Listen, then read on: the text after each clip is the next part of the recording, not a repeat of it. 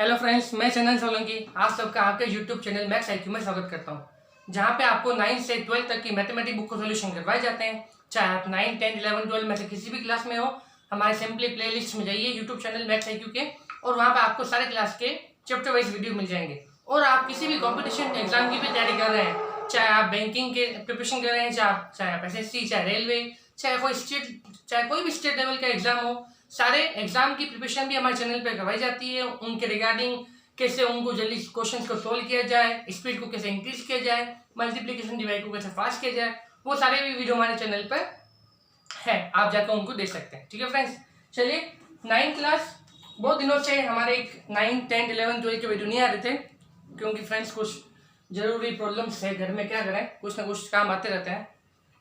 तो देखिए 9th maths में मोस्ट डिमांडिंग क्वेश्चन आपका, सर एक्सरसाइज 1.5 से क्वेश्चन नंबर 3 करा दीजिए सर, प्लीज क्वेश्चन नंबर 3 करा दीजिए ना। तो मैं हमेशा तैयार रहता हूँ कि जो भी मेरे फ्रेंड्स, जो भी मेरे प्यारे स्टूडेंट जो भी डाउट कहते हैं मुझसे, उसका सॉल्यूशन तो मैं जरूर से अपने चैनल पे प्रोवाइड करवाता हूँ। इसलिए अभी तक आपने हमारे चैनल को सब्सक्राइब नहीं किया है तो जल्दी से इसको सब्सक्राइब कर दें और नोटिफिकेशन बेल को प्रेस कर दें, ताकि ऐसे ही आपके सारे डाउट मैं सॉल्व करवाता रहूँ और आप अपनी पढ़ाई को बगैर किसी हर्डल के, बगैर किसी बाधा के उसको पूरी करते रहें।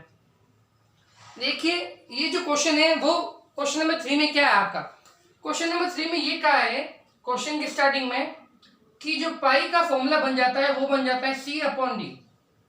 मैंने अपने पिछले वीडियो में बताया था कि पाई बराबर C/D कैसे आता है। फटाफट से देखिए कि सर्कल की जो सर्कमफेरेंस होती है वो क्या होती है हमारी 2πr, क्योंकि रेक्टेंगल का क्या होता है 2 ब्रैकेट L+B पेरीमीटर, स्क्वायर का क्या होता है 4 इंटू साइड। ऐसे ही जो सर्कल का जो पेरीमीटर होता है जिससे हम क्या कहते हैं सर्कमफेरेंस, उसका फॉर्मूला क्या बनता है 2πr।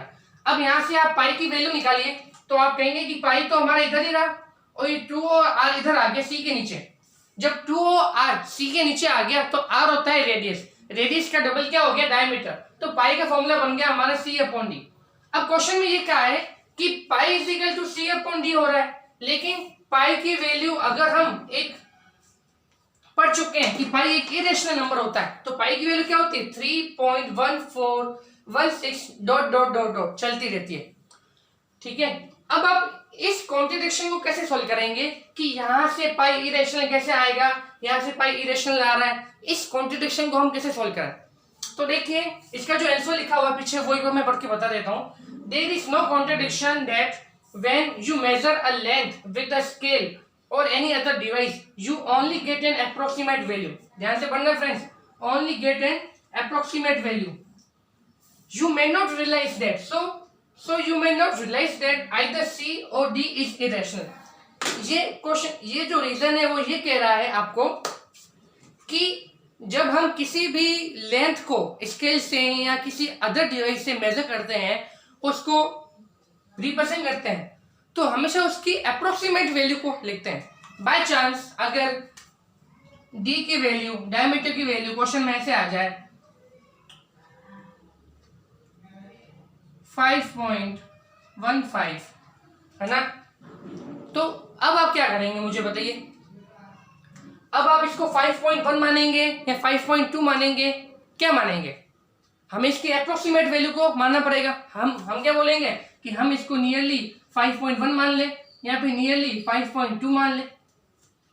बात आ रही समझ में? तो वो ये कह रहा है, वो रीजन ये हमें बता रहा है कि अगर C और D की वैल्यू पॉइंट में भी हो जाती है, ऐसी पॉइंट की वैल्यू जो हम अप्रोक्सीमेट मानेंगे, जो हम स्केल से, जो हम उसको स्केल में रिप्रेजेंट नहीं कर पाएंगे पेपर शीट पर लेंथ से, है ना, तो उसकी वैल्यू को हम क्या मानेंगे फ्रेंड्स अप्रोक्सीमेट।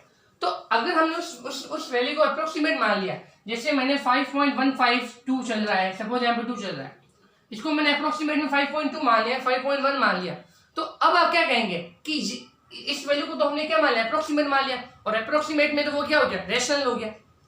तो इस तरह से हम ये डिसाइड नहीं कर पाएंगे कि C और D इरेशनल है या नहीं है। समझ में आ रही मेरी बात? You may not realise that either C और D इज इरेशनल। ये इरेशनल होते हुए भी हमें क्या लगेगा कि ये रेशनल है, जबकि पाई की वैल्यू क्या होती है 3.1416। और हम काफी बार आपने देखा होगा कि पाई को हम ये भी लिखते हैं 22/7, लिखते हैं ना 22/7। क्या ये 22/7 एग्जैक्ट वैल्यू है पाई की? नहीं, ये भी अगेन क्या है? Approximate value. क्या है फ्रेंड्स? अप्रोक्सीमेट। देखो सब जगह क्या आ रहा है? अप्रोक्सीमेट। पाई की एग्जैक्ट वैल्यू तो हम लिख ही नहीं सकते क्वेश्चंस में, हम हमेशा पाई की एक अप्रोक्सीमेट वैल्यू को लिखते हैं। अगर आपने 8th में सर्कल में चैप्टर पढ़ा है मुझसे, है ना, बाई चांस किसी भी तरीके से पढ़ा हो, 3.1416 एग्जैक्ट पाई की वैल्यू तो खत्म होती नहीं है, चलती रहती है, तो हम क्वेश्चन में सॉल्व कैसे करेंगे? तो हम वहां पर ये मान लेते हैं कि पाई की अप्रोक्सीमेट वैल्यू को, इस वैल्यू को हम अप्रोक्सीमेट करके मान लेते हैं 3.14, बाकी वाले प्लेस को हम छोड़ देते हैं, और इस 3.14 को जब हम फ्रैक्शन में चेंज करते हैं तब हमारा आता है 22/7। तो रियल में जो पाई है वो 22/7 के बराबर नहीं है। रियल में जो पाई है वो 22/7 के बराबर नहीं है। इसको तो हमने एक तरह से क्या कर लिया है? एज्यूम कर लिया है कि 22/7 है। इसी तरह से यहाँ से सी और डी की वैल्यू अगर हमारी पॉइंट वाली होगी, जिसको हम रिप्रेजेंट नहीं कर पाएंगे, तो उसको भी हम अप्रोक्सीमेट मान लेंगे। तो इस तरह से ये इरेशनल नंबर होते हुए भी हमें क्या लगेगा कि ये रैशनल है। ये है कॉन्ट्रडिक्शन का रीजन। आई होप आपको ये रीजन अच्छे से समझ में आ गया होगा और मैंने अच्छे से आपको एक्सप्लेन कर दिया है। फिर भी किसी भी प्रकार का डाउट रह जाता है, कुछ भी मेरे बोलने में, स्टेटमेंट में, आप कमेंट बॉक्स में लिख देना, मैं उस डाउट को वापस सोल्व कर दूंगा फ्रेंड्स। ठीक है, आज के लिए इस वीडियो में बस इतना ही, क्योंकि 1.5 हमारा फिनिश हो चुका है।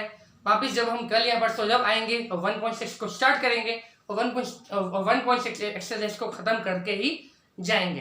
तब तक के लिए फ्रेंड्स घर पे रहिए, सुरक्षित रहिए, वीडियो को लाइक जरूर से कीजिएगा, सबके साथ शेयर जरूर कीजिए।